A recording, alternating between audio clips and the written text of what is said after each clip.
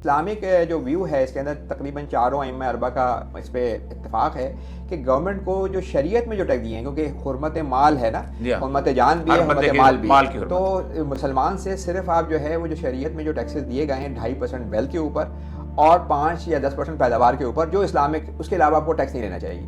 تو پاکستان میں کیا پوزیشن ہے اس وقت؟ ہم نے جو ٹیکس لگائے ہوئے، اگر ہم اپنا بجٹ میں جا کے دیکھیں تو تقریباً 50% حصہ ہم انڈائریکٹ ٹیکس کے تھرو لے رہے ہیں. انڈائریکٹ ٹیکس میں پیٹرولیم کے اوپر بھی ہے، نہیں صابن لے کے جائے گا بندہ، کوئی بندہ جوتا خریدنے کے جائے گا، پالش خریدنے جائے گا، ٹوتھ پیسٹ کے لیے غریب آدمی. اور یہ ٹیکس اگر ہم جدید اکنامکس میں بھی دیکھیں تو یہ سب سے خراب ٹیکس سمجھا جاتا ہے. کیوں؟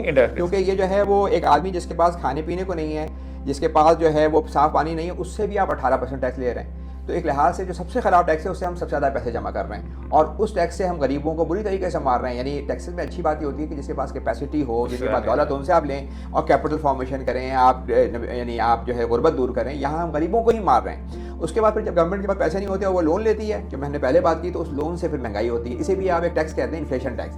کیونکہ یہ بھی ہمیں سمجھنا چاہیے کہ گورنمنٹ کا ٹیکس وہ نہیں ہوتا جو وہ کلیکٹ کر رہی ہے، جو وہ خرچ کر رہی ہے. اس لیے کہ جو خرچ کرتی ہے اس کو وہ یا تو لون لے گی بینکوں سے یا منی کھاپے گی. دونوں صورتوں میں مہنگائی ہوگی. اور مہنگائی جب ہو رہی ہوتی ہے تو ہمیں اندازہ یہ ہونا چاہیے کہ مہنگائی غریبوں کو بہت بری طریقے سے مارتی ہے.